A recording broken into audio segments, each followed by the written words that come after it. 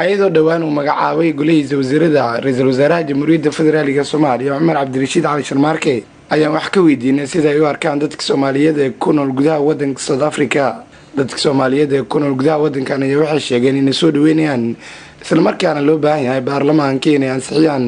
golaha wasiirada cusub. magacayga horta markii hore Soomaaliga Cali Macallin Fatax ayaa leeyahay waxaana muwaadin Soomaaliyeed oo Soomaalinimada iyo qarannimada iyo isla jirka iyo wada jirka iyo dawladnimada jecel kuna soo barbaaray oo dawladnimada ku soo barbaaray waxaana soo dhaweynayaa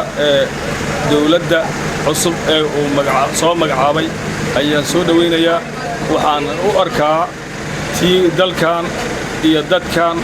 iyo ummadan ka samatay xilad waxaan ka codsanayaa oo raacinayaa codsiga aan ugu dirayaa golaha baarlamaanka Soomaaliya ayaan waxaan ka codsanayaa inay dawladda ansixiyaan wasiirada la magacaabay aad iyo aad u soo dhaweynayaa waa waxaan sugaynay waqti badan ayna maaragtay ka leeyahay hooyishay qaadatay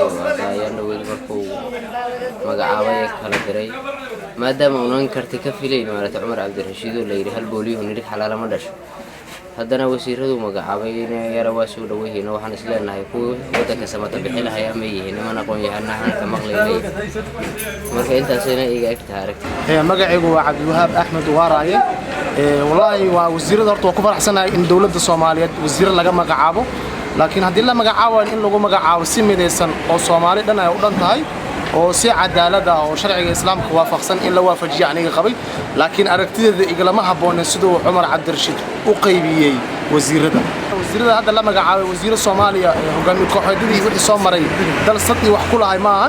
oo magacaabadooda waxa dhaliila kama qaba laakiin qaabka uu Cumar Cabdirashiid oo u qaabiyay qaab aniga ay golaha booneed maaha baarlamaanka Soomaaliya waxaan ka codsanayaa in ay fiiri iyo foojignaan gooniya ka muujiyaan waxa ay ansixinayaan maadaama ay yihiin qarankii Soomaaliyeed waxa ay dhisayeen oo qaran yahay lama oga talaabada ay ka qaadan doonaan xildhibaanada baarlamaanka ee ku aadan ansixinta golaha wasiirada ee dhawaan uu soo magacaabay ra'iisul wasaaraha Jamhuuriyadda Federaalka Soomaaliya Cabdiraxmaan Cabdilaahi Amaan Cade telefishinka caalamiga ee Royal TV Koonfur Afrika.